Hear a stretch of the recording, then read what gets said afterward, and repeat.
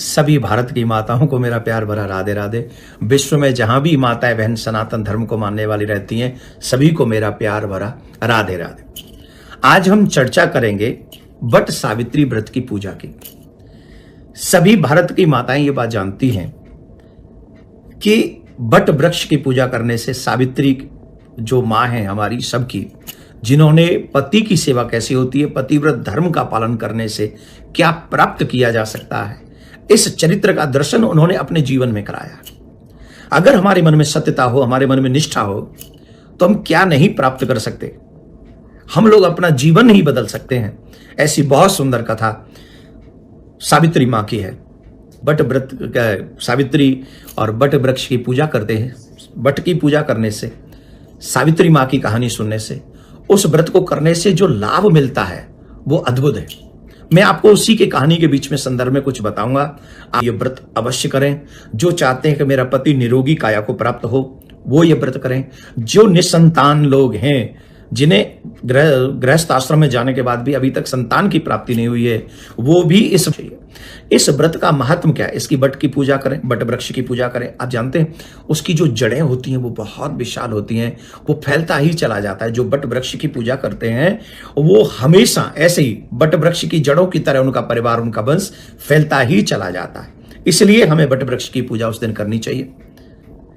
और उसी में एक कथा आती है सावित्री माँ की, सत्यवान सावित्री की। आप सब कथा जानते हैं। सावित्री एक राजकुमारी थी, एक राजा की पुत्री थी। स्वयं उनको पति वरण करने का अधिकार मिला, तो कुटिया में रहने वाले धर्मनिष्ठ, कर्मनिष्ठ, मातृपितृ भक्त सत्यवान को उन्होंने अपने पति को चुना। देखिए, राजकुमारी और कहां रहती है, झोंपड़ी में रहने वाले सत्यवान से यह है चरित्र की पूजा, धन की पूजा नहीं। यहां कितना बड़ा मैसेज है। जो व्यक्ति चरित्रवान हो, अपने मां बाप की सेवा करने वाला हो, जो कर्मनिष्ठ हो, जो किसी की पराई संपत्ति पर नजर न रखता हो, उसके साथ रहना लाख गुना अच्छा है। तो सावित्री ने उनके साथ विवाह किया। नारद जी ने कहा था यह अल्पायु है। उस बात की परवाह किए बगैर, सत्यवान के माता पिता थे अंधे, उनके नेत्र नहीं थे, फिर भी वो अपने सास ससुर की सेवा करने लगी, अपने पति की सेवा करने लगी। पति नित्य अपनी कर्मनिष्ठा के साथ में अपने जीवन को जी रहे थे। एक दिन वो लकड़ी काटने के लिए गए और वो लकड़ी काटते हुए वृक्ष से मूर्छित हो गए, गिर पड़े। सावित्री ने उनको अपनी गोद में रख लिया, उनके सर को, और उनका सर सहलाने लगी। इतने में सामने यमराज आ गए और यमराज ने कहा कि आज इसका अंतिम दिन है, इसे मैं अपने साथ लेके जाऊंगा। सावित्री ने कहा नो प्रॉब्लम, आप लेके जाइए, लेकिन मैं भी इनके साथ चलूंगी। अरे ऐसे कैसे चलोगी, समय इसका कंप्लीट हुआ। बोले मैं पतिव्रता स्त्री, अपने पति को एक क्षण नहीं छोड़ सकती, आप लेके चलिए, मुझे भी आपके साथ चलना है। सावित्री यमराज जी के साथ चलने लगी। कुछ देर गई तो यमराज कहे भाई देखो, हम तुमसे ऐसा नहीं चाहते, ये नियम के विरुद्ध है, तो हमसे कोई वरदान मांग लो। बोले ठीक है, मेरे बूढ़े सास ससुर के नेत्र आ जाएं। बोले ये मस्त।